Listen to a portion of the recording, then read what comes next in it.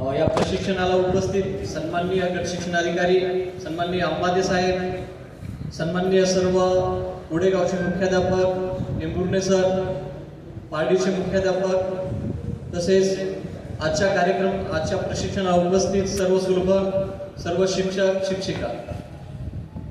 आजचा हा तिसरा टप्पा आणि या तिसऱ्या टप्प्यामध्ये 2 टप्पे अतिशय यशस्वीरित्या आमच्या सर्व तज्ञ मार्गदर्शक सुलभकांनी पार पाडलेले आहेत.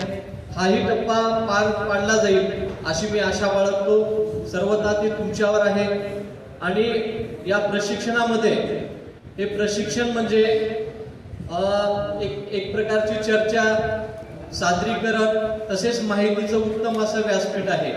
याद्वारे घेतलेली माहिती आपण आपल्या विद्यार्थ्यांपर्यंत पोहोचवायची आहे. या माहितीचं जे काही तुम्हाला जे ग्रहण होईल ते आपण आपल्या विद्यार्थ्यांपर्यंत घेऊन जाणे आहे. त्याच पद्धतीने ते चर्चा पण होणार आहे, संवाद पण होणार आहे, परिसंवाद पण होणार आहे. त्या परिसंवादाच्या माध्यमातून आपल्याला खूप साऱ्या गोष्टी माहिती होतील, खूप साऱ्या माहिती उलगडेल. त्याचनंतर याद्वारे सादरीकरण सुद्धा होणार आहे. म्हणजे तुम्हाला गटकार्याच्या द्वारे हे सादरीकरण केलं जाणार आहे. अतिशय स्तुत्य असा हे प्रशिक्षण असून या प्रशिक्षणाच्या माध्यमातून गेली 2 टप्पे पार पडलेले आहेत आणि त्यांच्या मनोगतातून असं व्यक्त होते की हे प्रशिक्षण अतिशय आवश्यक असं प्रशिक्षण आहे.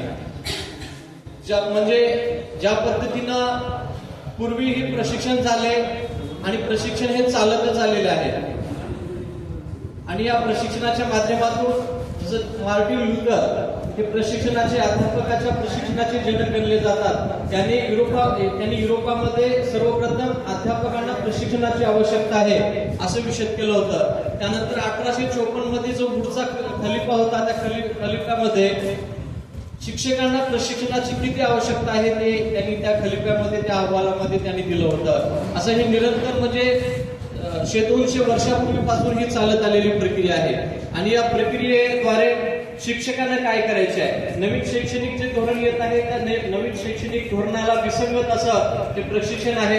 म्हणजे या प्रशिक्षणाच्या माध्यमातून आपल्याला जे नवीन शैक्षणिक धोरण आहे ते नवीन शैक्षणिक धोरण आपल्या विद्यार्थ्यांपर्यंत घेऊन जायचे आहे. समाजाच्या गरजा, समाजाच्या रचनानुसार आपले ध्येय ठरवले जातात. केवळ आपलं व्यावसायिक शिक्षण घेतो म्हणजे परिपूर्ण नाही.